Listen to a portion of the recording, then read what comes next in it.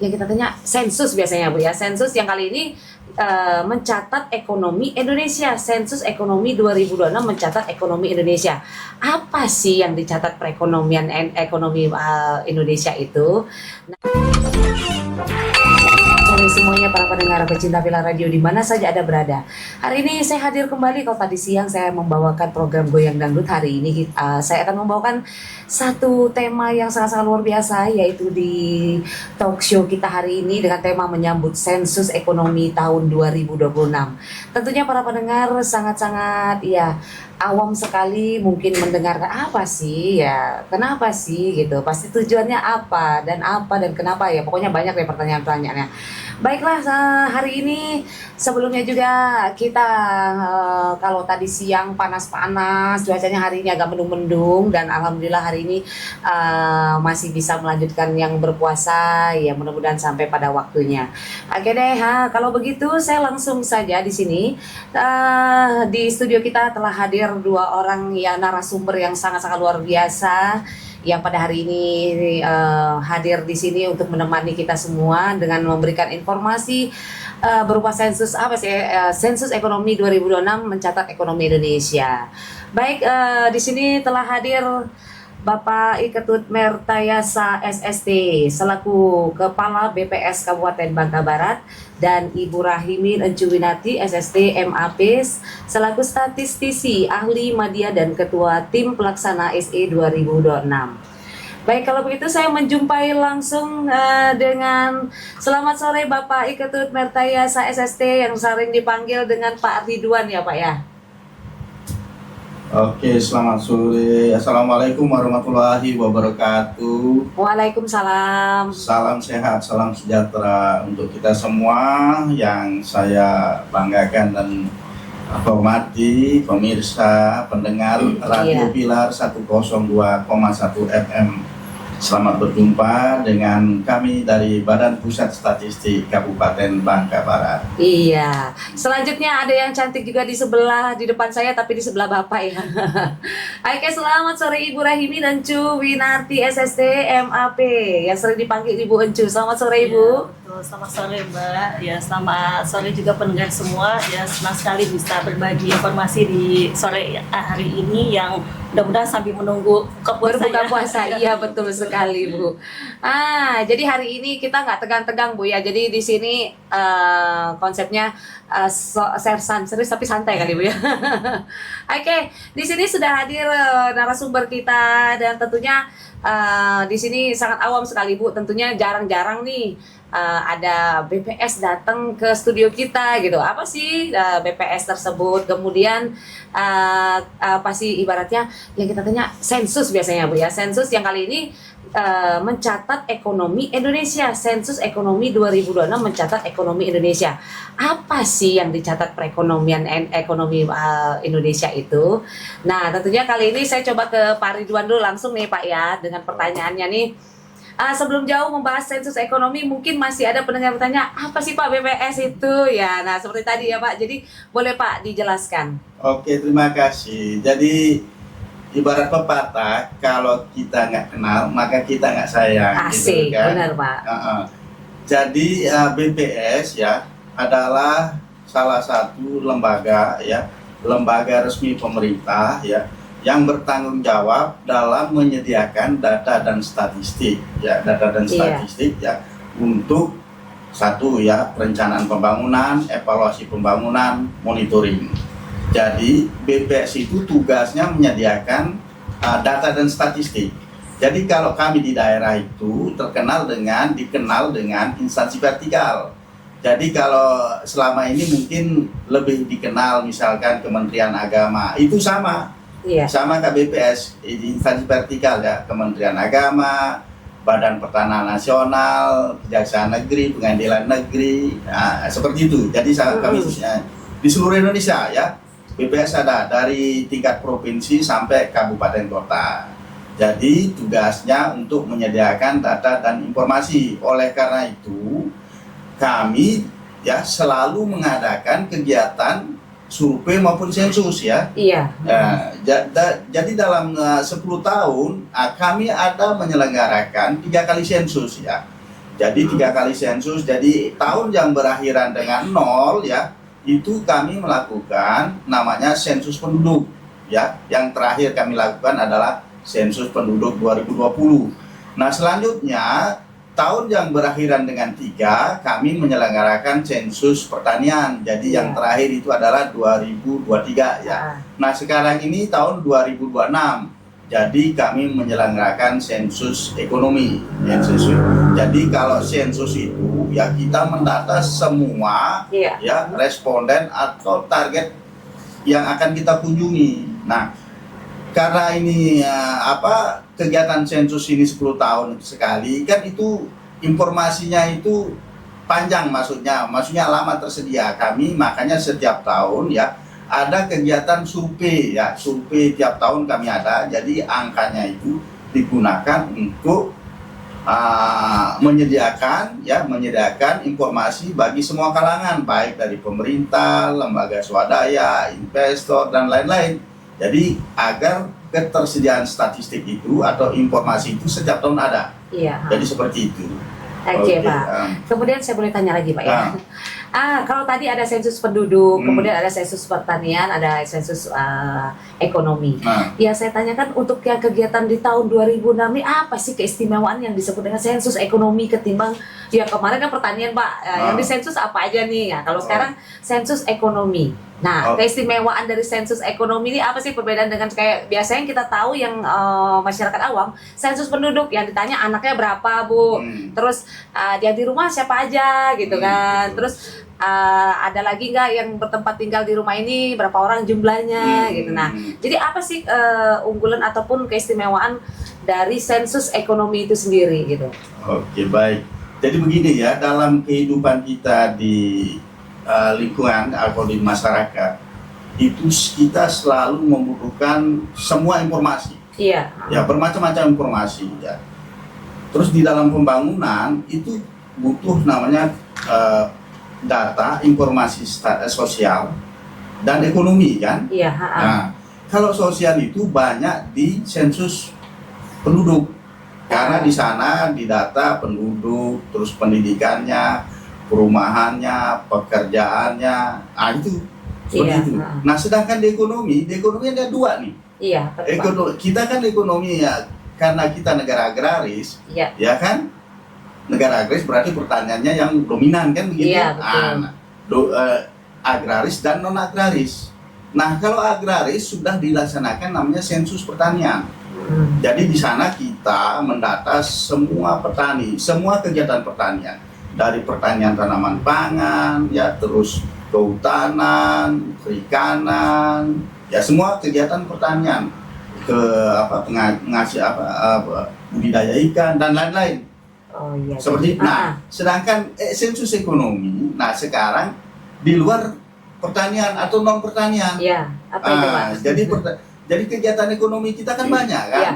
Nah, misalkan satu ya industri ya. Iya. Pertambangan ya, terus industri, perdagangan, transportasi, nah itu dicakup. Jadi semua kegiatan usaha di luar pertanian. Ini fokus untuk sensus ekonomi 2026. Jadi kalau kegiatan nanti penataan di lapangan sensus ini, jadi yang sudah kegiatan ekonominya di pertanian itu nggak didata lagi. Iya. Jadi di sensus ekonomi ini khusus non pertanian seperti itu. Oh iya, betul-betul. Sudah bisa sedikit Pak saya nyambungnya. Tapi masih banyak lagi Pak pertanyaan saya. Tapi kita pending dulu Pak. Siap. Saya kembali ke Pak Riwan lagi nih kayaknya nih. Ya nih. Ini yang saya tanyakan pertumbuhan ekonomi yang dibilang nih, kalau ingin ekonomi Bangka Barat, ya ibaratnya harus kayak bentuknya check up ya Pak ya. Ya. Kayak misalkan apa sih yang diibaratkan tubuh kita tuh harus ada medical check up.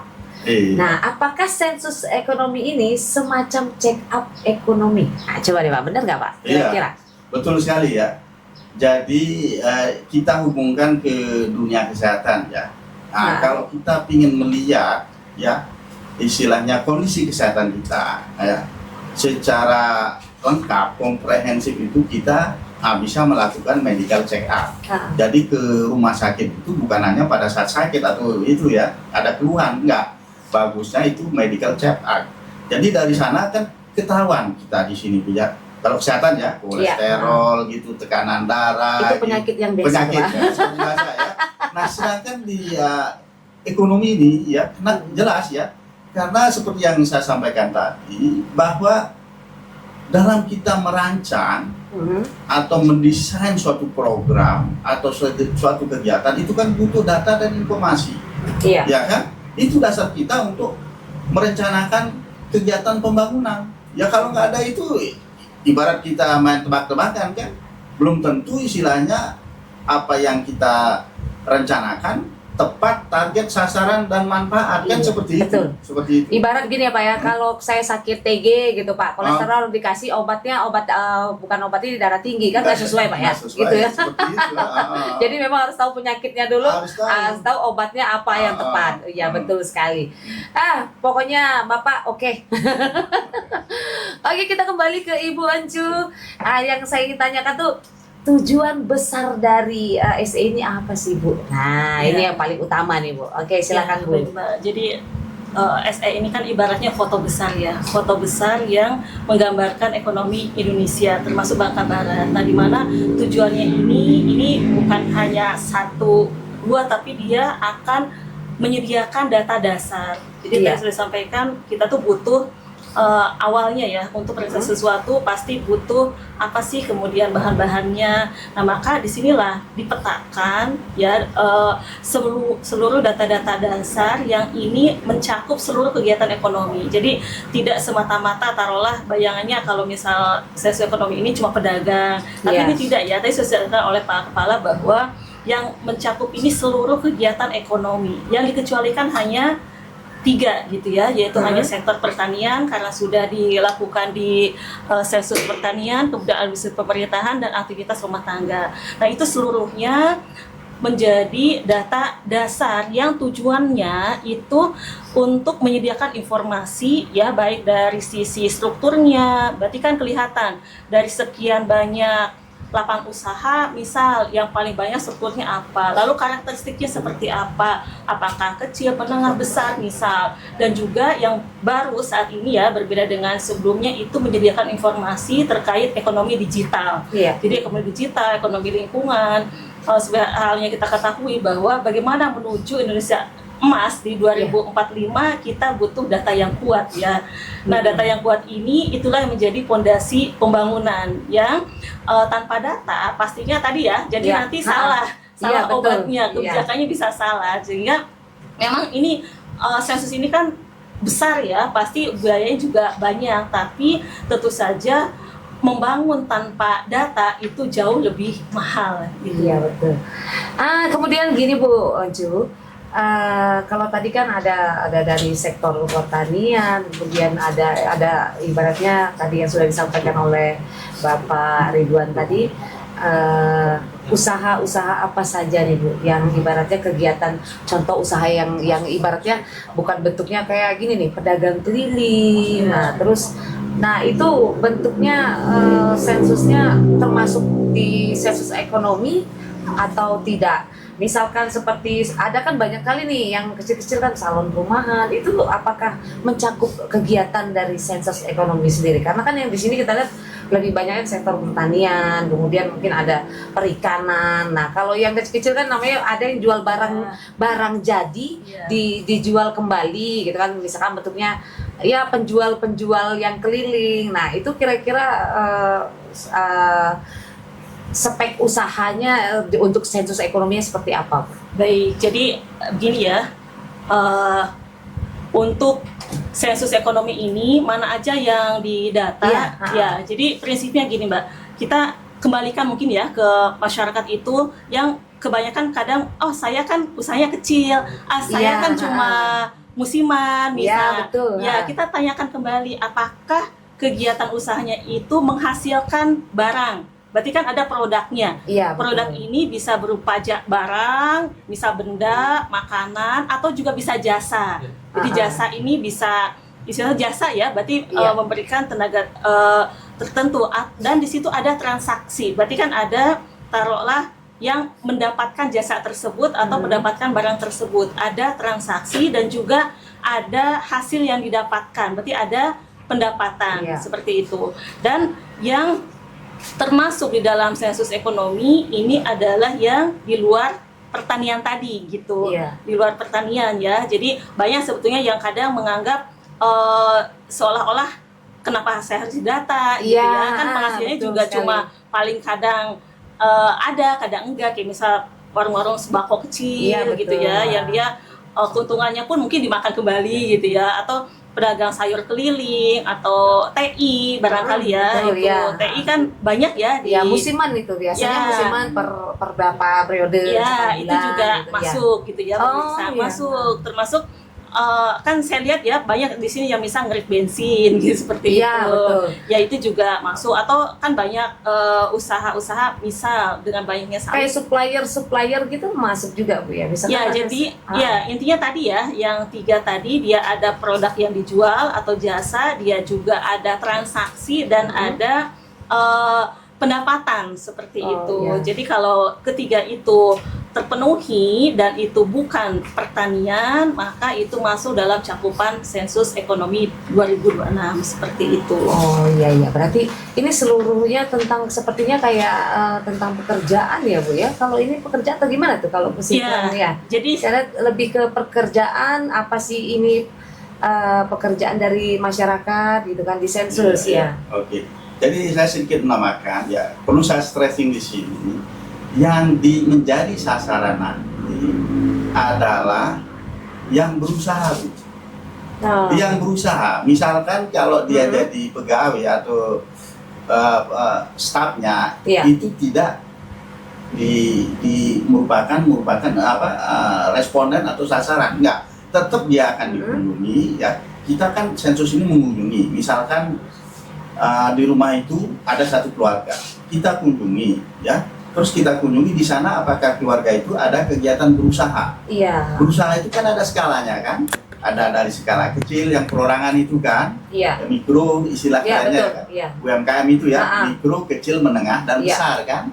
Nah itu yang mikro kecil itu misalkan tadi ya, misalkan tukang bangunan borongan yang konstruksi ya, itu merupakan target dari atau sasaran dari sensus ekonomi. Nah, begitu juga kegiatan misalkan dia tukang pijat gitu kan. Ya itu dianggap berusaha. Seperti itu. Kalau misalkan dari rumah tangga itu hanya sebagai pekerja, nah itu tidak sebagai responden untuk selanjutnya. Tetap dia didata, dikunjungi untuk memetakan gitu. Di rumah tangga itu ada berusaha enggak kan? Nah, untuk selanjutnya dia enggak menjadi responden lagi gitu, seperti itu. Kalau yang seperti tidak punya pekerjaan itu gimana lagi Pak? Ya pekerjaan, kalau yang tidak bekerjaan ya tetap dikunjungi. Tetap dikunjungi, didata, atau tetap gimana? Dikunjungi, didata gitu. Nah, perlu saya sampaikan di sini bahwa pada saat sensus ekonomi nanti 2026 yang dimulai 1 Mei ini Bu ya, 1 Mei sampai 31 Juli 2026. Nah itu istilahnya diintegrasikan dengan namanya kegiatan pemutakhiran data tunggal sosial ekonomi nasional atau DTSEN. Nah itu berkenaan dengan rumah tangga atau keluarga-keluarga yang nanti diurutkan Bu. Ibu sekarang mungkin mengenal ada desil 1, desil 2 sampai dengan desil 10 kan. Jangan ramai sekarang ini yang PBI itu kan, yang iuran kesehatan itu. Betul. Banyak yang istilahnya keluar dari itu sehingga dia mengalami kendala dalam pengobatan. Seperti itu. Jadi data itu juga dimutakhirkan seperti itu. Jadi ada bergandengan, jadi satu paket yang pada saat pelaksanaan sensus ekonomi ini seperti itu. Jadi intinya pada saat pelaksanaan sensus, petugas akan berkunjung ke rumah tangga ya, ke rumah tangga, ke perusahaan gitu kan, untuk menanyakan kegiatannya di sana, apakah ada usaha atau tidak. Kalau ada usaha nanti dia tetap yang jelas akan didata dan selanjutnya akan menjadi calon responden. Untuk selanjutnya akan didata lebih detail lagi, namanya seperti itu. Kalau ada nggak Pak pengecualian yang tidak didata gitu, misalkan ada nggak pengecualian supaya lebih jelas yang tidak termasuk termasuk dalam sensus itu, ada nggak Pak? Ya seperti yang disampaikan tadi, ada tiga ya, tiga itu iya. yang sensus yang Pertanian, iya. pertanian, terus jasa pemerintahan. Oh, iya. kemudian, Pemerintahan enggak ya, Pak ya? enggak ada. Oh. Ada beberapa kategori yang Iya. itu. Terus yang ketiga itu adalah kegiatan rumah tangga untuk kebutuhan sendiri. Misalkan dia yang ibu-ibu masak itu untuk diri sendiri nggak masuk gitu. Iya, Misalkan iya. kalau Jadi- ibu-ibu itu bikin jualan gitu, ya kue-kue ya tetap berusaha. Masuk gitu Pak Masuk, ya. ah. Kalau bikin buat di rumah makan sendiri nggak masuk Enggak, Pak ya. nggak masuk. Berarti tetap ibu rumah tangga gitu. Ibu makan tetap, jadi bukan ada usaha di sana gitu. Iya. seperti itu. Jadi kalau saya lihat-lihat berarti memang ada positifnya kali Pak ya, karena untuk kedepannya saya rasa ini luar biasa nih. Sangat-sangat positif Iya. karena ya seperti yang disampaikan tadi bahwa dalam kita merancang sesuatu bukan hanya pemerintah ya, Mm-mm. investor maupun kita masyarakat sendiri ya ingin tahu ya, istilahnya kalau kita melakukan sesuatu kan kita butuh informasi data ya, sehingga Nah. kita jelas arahnya kemana ya. Kalau ini sudah lengkap ya, lengkap terus berkelanjutan dan akurat, Iya. ya pasti sangat berguna gitu loh.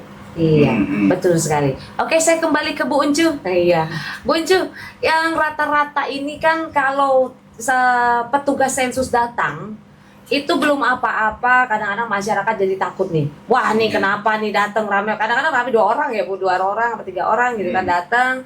Terus pakai nanya-nanya gitu kan.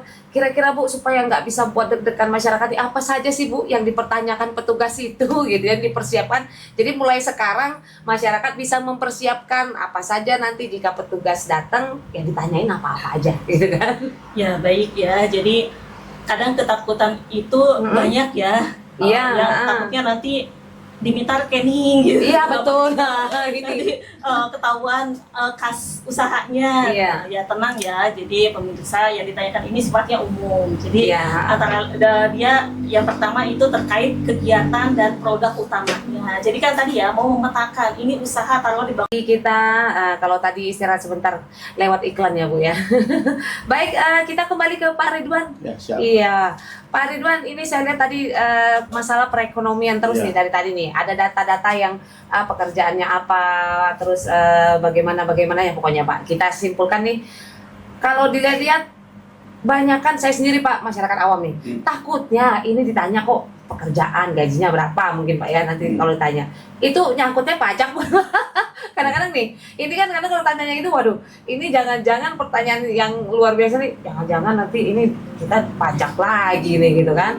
Ada nggak indikasinya ke situ Pak, biar masyarakat jadi nggak takut-takut, kadang-kadang nggak jujur nanti Pak, termasuk ya kita penghasilannya nanti sekian, totalnya ya karena takut gitu kan. Apakah ini ada indikasinya ke pajak atau gimana untuk siapa tahu ada Bapak bisa menjelaskan efek-efek dari sensus ini apa aja, ada yang ngerinya nanti kita dikenain pajak nih, pajak pribadi Pak ya. Nah, adakah yang seperti itu Pak?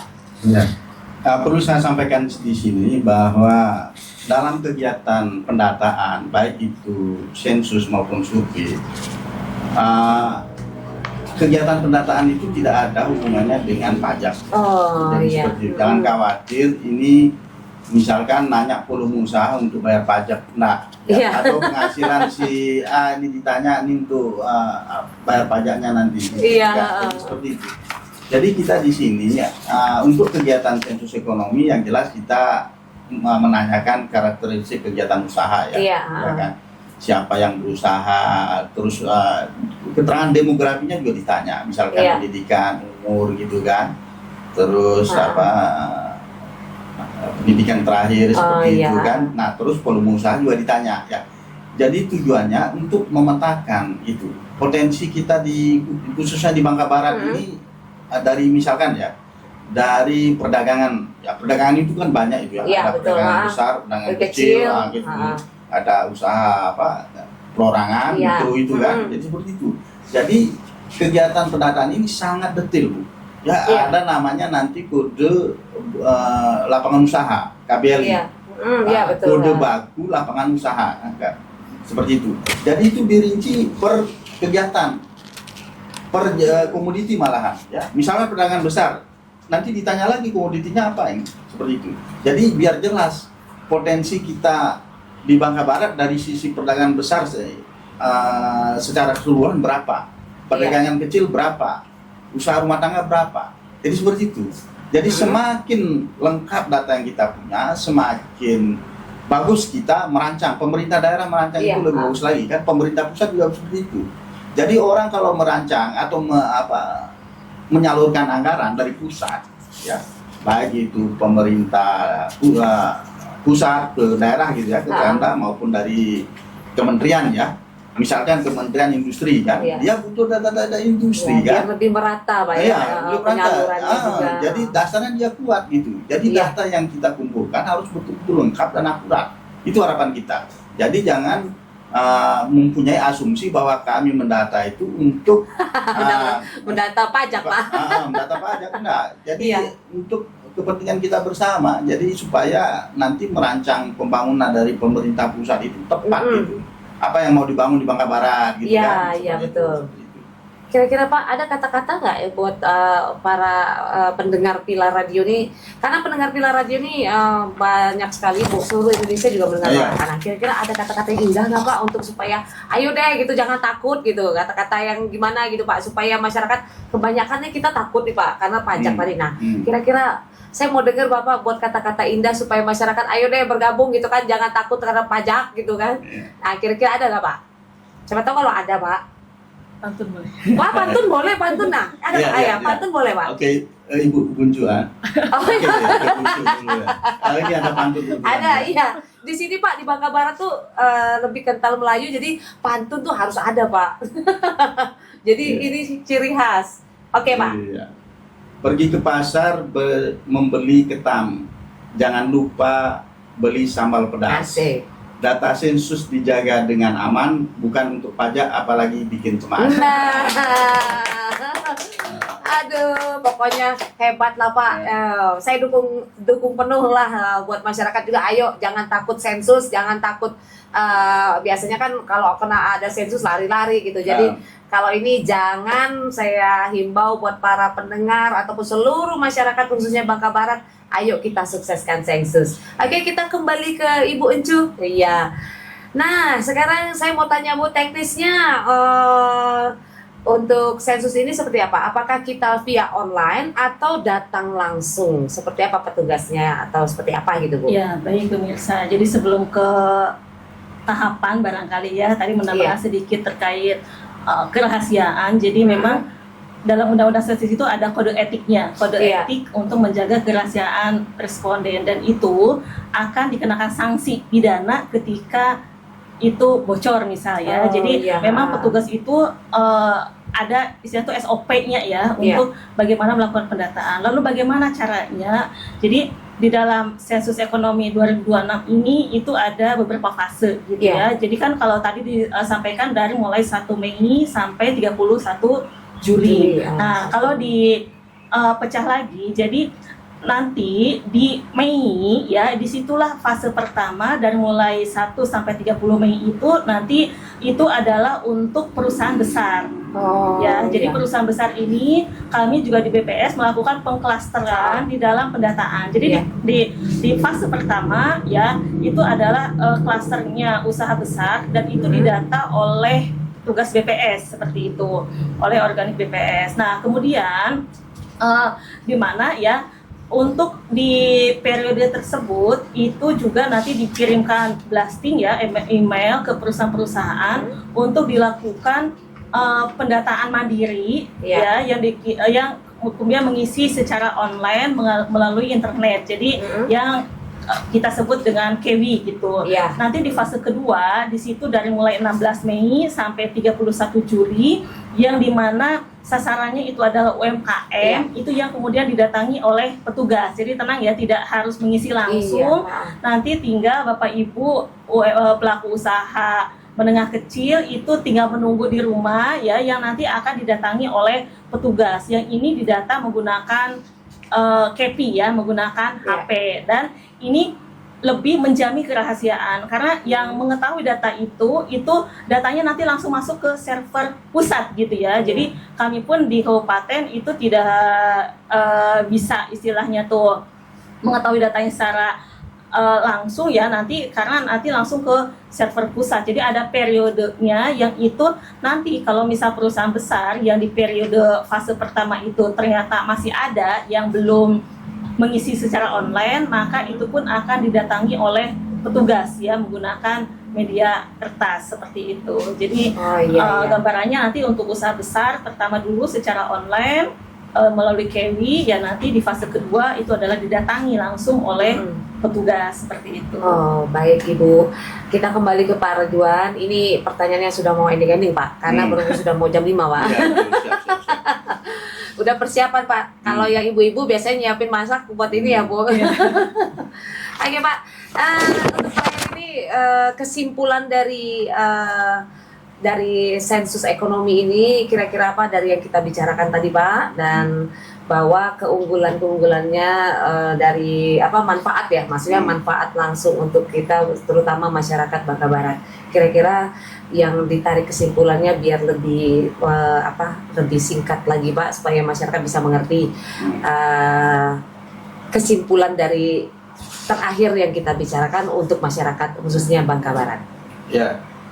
Jadi kegiatan sensus ini yang seperti saya sampaikan tadi adalah untuk menyediakan data dan informasi, dan itu memang sangat dibutuhkan oleh semua kalangan, dari pemerintah daerah, terus investor, lembaga pendidikan, lembaga swadaya masyarakat. Nah, ini data itu ya perlu disediakan secara berkelanjutan. Iya. Ya, dengan ada data yang lengkap, akurat, ya, yang valid. Nah, sehingga dia bisa menyusun perencanaan pembangunan yang lebih tepat sasaran, dan seperti itu.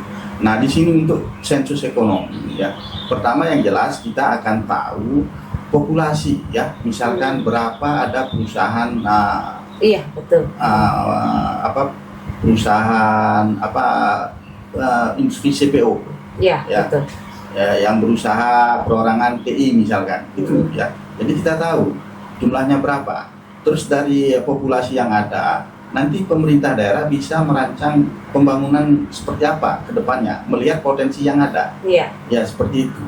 Jadi masyarakat jangan khawatir ya, kegiatan sensus ini berhubungan dengan pajak. Jadi pasti kalau orang datang ke rumah tangga, orientasinya pajak ya, seperti itu ya.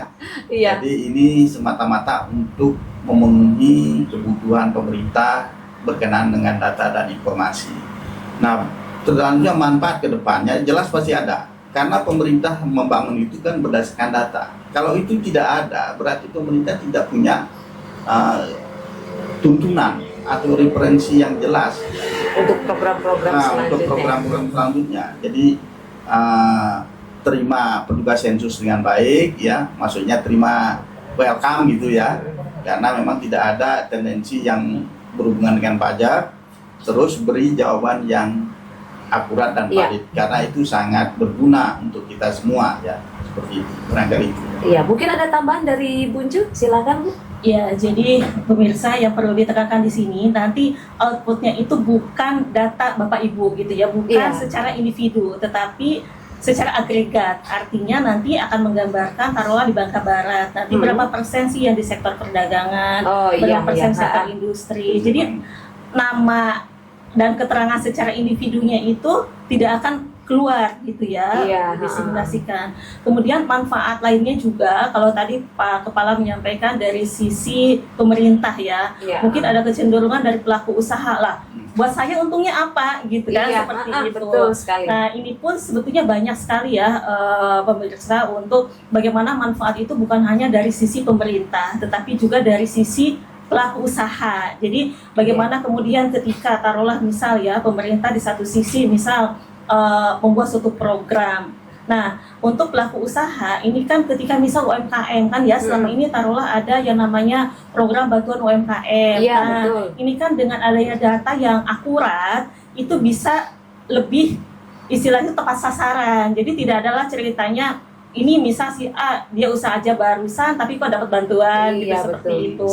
Nah, ya kemudian akses misal kan di UMKM juga ada pembinaan, apakah pembinaan ini dari sisi produksi ataukah pengepakan atau pemasaran itu kan nanti sasarannya jelas. Jadi Iya, ketika benar. pemerintah membuat program, ini siapa sih yang perlu disasar gitu kan, seperti itu. Atau juga bagi pelaku usaha, ini kan juga butuh ya, taruhlah dia sudah membuat produk, dia kan butuh kemana pemasarannya. Iya. Nah, dari sisi peta usaha itu juga kan akan bisa dilihat gitu, kecenderungan taruhlah di Bangka Barat. Ternyata misal bagaimana kemudian dari sisi pendidikan yang kurang. Iya, betul. Ini kan jadi peluang usaha. Bisa ternyata mungkin kita aja sekilas ya bisa melihat, oh ini belum ada taruhlah diploma gitu ya setingkat perguruan tinggi di Bangka Barat. Kalau itu tidak didata, kan dari mana nanti peluang-peluang usaha itu bisa didapatkan gitu kan. Nanti Baik, setelah ini, betul. jadi sekali lagi yang didata ini kan seluruh sektor usaha, termasuk dalamnya pendidikan gitu Iya, ya. betul. Jadi pendidikan ini juga salah satu yang menjadi objek pendataan. Jadi kan kelihatan dari sekian banyak sektor usaha itu Iya. akan dilihat mana yang dominan, mana yang harus dikembangkan, seperti itu. Iya, nah, Ya. jadi buat para pendengar pecinta Pilar Radio, sekarang sudah jelas, saya pun jelas juga, Bu. Jadi sangat-sangat bermanfaat sekali. Baik, Ibu, sebelum kita tutup acara ini ya, sebelumnya ada kata-kata apakah buat para pendengar, khususnya nih seluruh nih masyarakat Bangka Barat yang mendengar, dan seluruh Indonesia juga mendengar, karena kita kan ada websitenya juga, kemudian ada juga kita menggunakan ada web Radio Garden yang seluruh dunia juga bisa dengar, Bu. Jadi kira-kira kata-kata terakhir yang agar masyarakat ayo deh gitu kan, jangan takut, ayo kita sama-sama mensukseskan ekonomi. Kalau bisa kata-kata yang indah deh, Bu, ya, sebagai penutup kita di suasana sore hari ini. Silakan, Bu. Ya, baik, yang pertama barangkali ya perlu ada kesadaran bahwa data itu ibaratnya kompas. Gimana sih, Bu, ya? Kompas itu seperti apa? Itu kan petunjuk arah ya. Iya. Nah, maka data itulah yang menjadi petunjuk arah pembangunan. Maka bagaimana kemudian partisipasi masyarakat ya, ini yang kemudian sangat-sangat dibutuhkan Iya. ya, untuk menentukan bagaimana kualitas data, kemudian bagaimana kemudian data itu akurat ya, data itu bisa lebih tepat kebijakan. Maka partisipasi masyarakat itu sangat-sangat sangat-sangat berpengaruh ya untuk bagaimana ekonomi di Bangka Barat, untuk mewujudkan ekonomi Bangka Barat yang bermartabat. Bagaimana kalau dengan Pak Ridwan sendiri, Pak, kata-kata terakhir kita penutup acara kita pada sore hari ini? Penutup saya cukup singkat ya. Data akurat, Bangka Barat hebat. Asik. Oke, terima kasih Bapak juga Ibu yang sudah bisa hadir di sini, dan mudah-mudahan ya buat seluruh masyarakat khususnya Bangka Barat ikut mensukseskan sensus ekonomi 2026 yang mana akan dimulai dari tanggal 1 Mei ya, Bu, ya, Iya. sampai 31 Juli ya.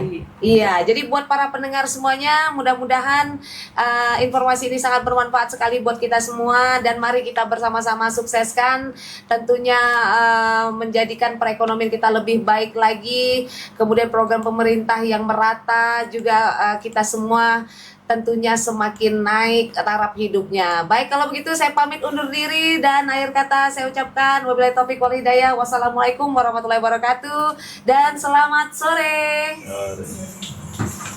Bangka Barat ini itu di sektor apa aja? Berarti kan ada dia status usahanya misal seperti apa, kemudian produk yang dihasilkan itu apa ya, kemudian juga jaringan usaha, lalu karakteristiknya ya, dari mulai tenaga kerjanya, apakah menggunakan internet atau tidak, misal lalu aktivitas lingkungan, yaitu salah satunya, kemudian taruhlah kepemilikan sertifikasi halal gitu ya, atau izin BPOM, lalu sekarang ini lagi program MBG misal ya, apakah ada keterlibatan juga di program MBG seperti itu. Juga data-data ekonomi ya, data ekonomi ini mencakup nilai pengeluaran dari usaha. Jadi kan ini untuk usaha ya, sekali lagi usaha ini sifatnya berarti dia menanggung resiko. Tadi ditekankan kembali ya, sudah dijelaskan oleh Pak Kepala bahwa membedakan antara yang namanya berusaha dengan buruh gitu. Iya, ya, betul. gitu. Jadi Benar, yang benar. didata di sini adalah yang dia menanggung resiko. Berarti pengusahanya, walaupun pengusaha ini tidak selalu dia dalam cakupan yang besar gitu ya. Kayak misal dia apa untuk yang tadi kenapa tukang pijat masuk gitu Iya. ya, karena kan dia sebetulnya dianggap berusaha sendiri, dia alat-alatnya punya sendiri gitu dan seperti itu. Lalu selain nilai pengeluaran juga nilai pendapatan seperti itu ya, dari usaha, sekali lagi dari Iya. usaha, kemudian aset, nilai aset dan juga keterangan sosial ekonomi. Jadi dari mulai keterangan perumahan ya, kemudian kepemilikan dari aset tersebut, keterangan anggota rumah tangga, anggota iya. keluarga seperti itu. Jadi nanti akan dilihat ini karakteristik usaha ini, berarti kan dilihat juga kondisi Iya. sosial ekonomi dari pengusaha tersebut seperti itu. Ini Bu, satu lagi pertanyaan saya mengenai petugas nih. Kan terkadang di zaman now sekarang ini Bu, bagaimana kita bisa mengenal bahwa dia adalah petugas sensus? Terkadang-kadang ini yang menjadi rabun ya Pak ya. Yang terjadi sekarang ini banyak loh yang datang gitu Ya. mengaku seperti ini, ternyata nanti ending-endingnya kan adalah terjadinya penipuan segala macam Pak di masyarakat sekarang ini. Nah kira-kira ada nggak yang mengidentifikasinya bahwa petugas itu seperti apa sih? Ada nggak? Nah tolong dijelaskan Bu, jadi masyarakat bisa tahu. Ya, baik. Jadi masyarakat bisa mengecek sebetulnya ya, ketika petugas kami datang itu yang pertama menggunakan ID card gitu ya, dan ID card ini bisa di scan barcode. Jadi petugas ini kan terdaftar di aplikasi kami seperti itu ya. Jadi dia si A misal dia bertugas di sensus ekonomi, maka itu ada barcode-nya yang bisa dilihat, dan dia membawa surat tugas gitu seperti itu ya. Jadi ada surat tugas resminya yang itu bisa dicek sebetulnya ya, untuk memastikan apakah petugas itu memang betul-betul petugas BPS atau tidak. Itu juga bisa dikonfirmasi langsung juga ke BPS seperti itu. Oke. Baik Ibu, sebelum kita lanjut ke berikutnya, pertanyaan berikutnya, kita break iklan dulu ya Bu, istirahat sebentar. Iya, nanti sudah iklan kita kembali lagi Bu. Jadi kayaknya pertanyaannya masih banyak serunya, tapi istirahat dulu karena puasa mungkin capek Bu ngomong.